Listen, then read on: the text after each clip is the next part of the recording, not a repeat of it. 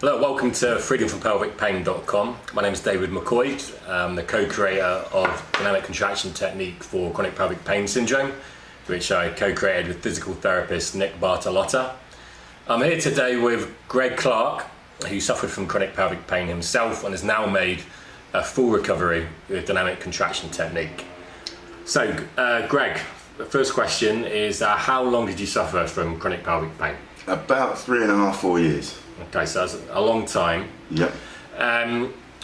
Firstly, what symptoms did you experience when you had this? Quite embarrassing symptoms, to be truthful. Well, the whole host of pelvic pain symptoms. So pain through the pelvis, pain in the groin, pain in the perineum, but then also the lovely title, that internet term of hard flaccid, which it basically directly affects your groin.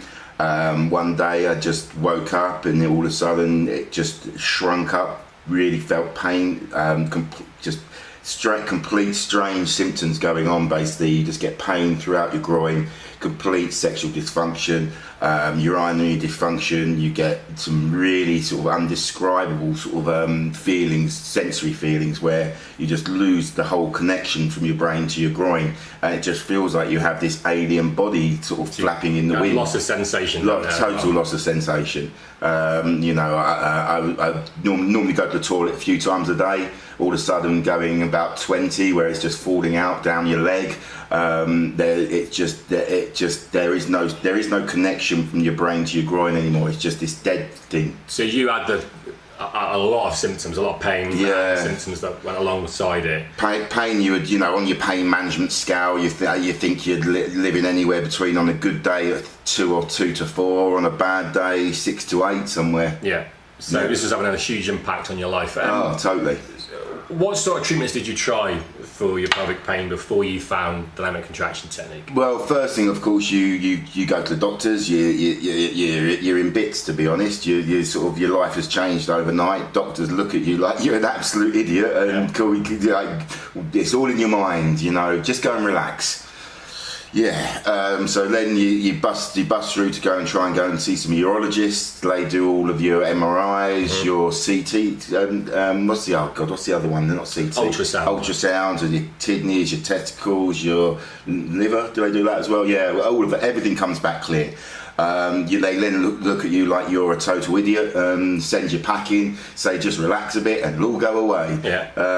So you do all of that route. You go through the NHS first of all. You don't get any answers, but then you start paying to go and see private urologists. You're thinking because it's in your groin, it's got to be urology, and they just look at you like you're an absolute freak, and it makes you feel even worse. And then you moved on to pelvic floor physical therapy. Then you go into pelvic floor physio. They want to shove things up your bum every time of the week. So I spent about a year or so fiddling with my bottom, which trigger point ones, all of that sort of stuff. Like going, what? Oh, it's like a crank wrench you put up your backside. It's horrible, isn't it?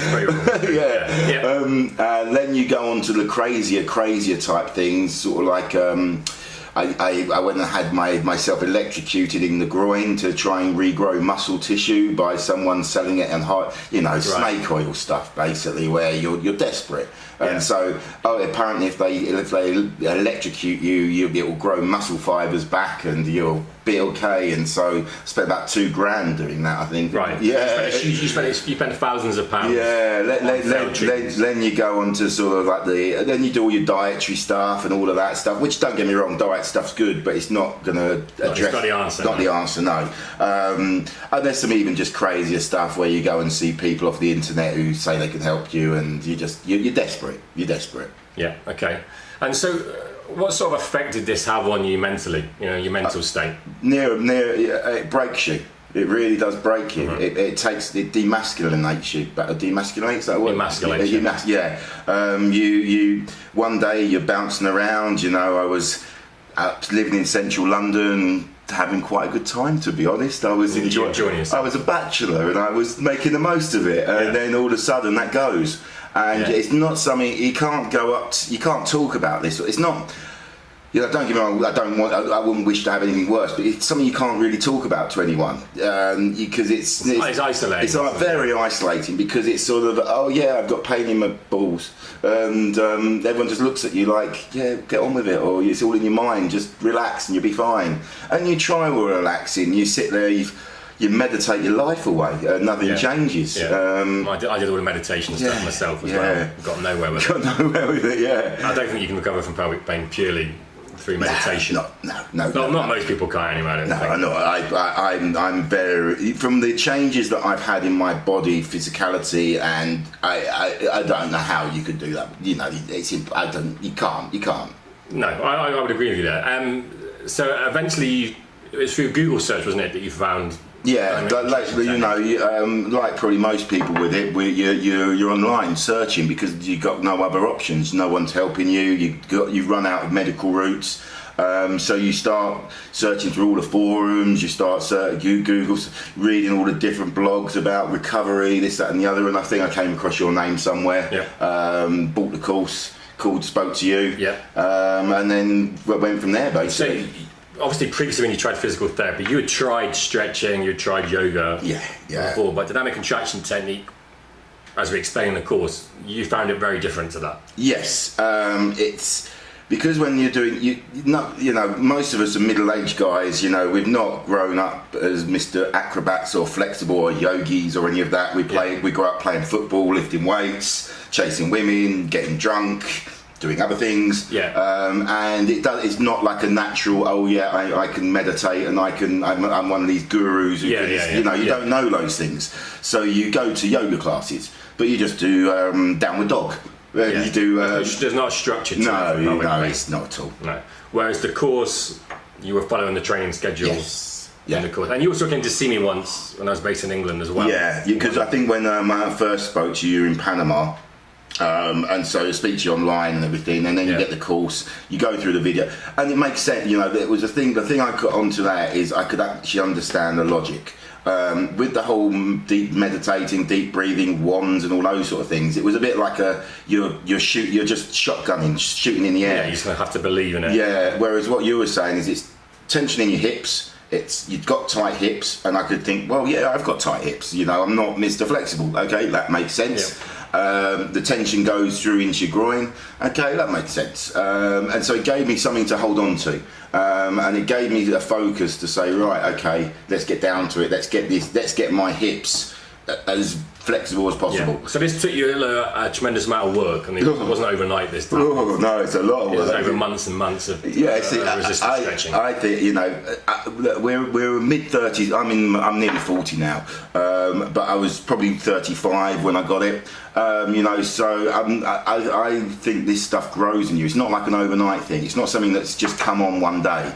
That's what a lot of people tell you. And because a lot of the symptoms do almost appear overnight, you think it's just happened overnight, but actually it's something that's been growing in me since I was in my teenagers. And so trying to undo all of that last 20 years, it took me a lot of effort. It's not just a quick fix. No, I agree. We're not promoting a quick fix. No, not at all. It can produce amazing results in the body, but you're going to have to put a lot of work in. Yeah, mine was about 1.5 years, to be honest, of working on it. Okay. Yeah. Okay. Yeah. And so now, you completely recovered now. I mean, you're not having flare-ups. No. It doesn't come back. I mean, you've had a stressful day today. You were saying. I don't believe in stress at all on it. I really don't. I actually think when I was stressed, I'd forget about it. I thought being stressed was a good thing in a weird way, because it was my worst times were when I got home at night and was just sat there on my own, and when I was relaxed. When I was relaxed, I hated it because it just came on my mind all this, so being busy, being stressed was actually, I found, a good thing for me in a weird way, because I didn't the pain was still there and the dysfunctions were still there, but because my mind was busy on something else. Yeah, you weren't allowing yourself to completely focus on it. But as soon as I sat down at night, I'd get home and I'd cup of tea, get in front of the TV, and that was the bit. The night time on my own was the bits I dreaded. I'd rather be out being busy all day long. Yeah. It's don't get me wrong. The pain's the pain's very. I could, in a weird way, I could live with the pain. Don't get me wrong, it hurt a lot, but you could. it was the mental torture at night time sometimes of this will never go away. Am I going to be like this? You know, that's when your brain just gears up and twists and turns, and you know, and all of a sudden you're down some crazy avenues of thought because you're not busy. So. But yeah, today, well, I've got my own business in London, construction, and I've just been knocked for 20 grand today, so I'm stressed as hell. But it isn't coming back. Yeah, no, you're stressed. I'm really angry today with a couple of people, and I want to kill somebody, but I've not got pelvic pain. No. So I don't believe your body's recovered. Yeah. I don't believe in the stress angle or the anxiety angle or any of that stuff at all. To be truthful. No. I would agree with you. I think it's much more physical than the medical profession. Yeah. I realise it's clearly stress and your thoughts have an influence on pain. I think that whole thing is just a cop-out answer from the medical profession, just to put the blame back onto us. Oh, you're not relaxed, you're stressed, it's your fault, you need to do something about that. No, I'd agree with you there. When I had pelvic pain, I always felt that sort of the blame for treatments failing was always sort of transferred back to me. It wasn't really the treatment's fault. Yeah. If only I could get my mental state right, it would go. Yeah. You know, it wasn't because I'm just wasting time with a trigger point wand. It's because, you know, it's your fault. It's your fault, and I'm quite aggressively angry about those sort of things. You get me started on the subject, I will go for hours. It's understandable after what you've been through. Yeah, you get made to, you go to these doctor appointments and you come out feeling like you're an absolute fool. And you know, and it's horrible. And I'm quite angry with a lot of that stuff that goes on. And I think it's a cop-out answer for people who haven't got an answer. Oh yeah, it's your mind. It's in your mind.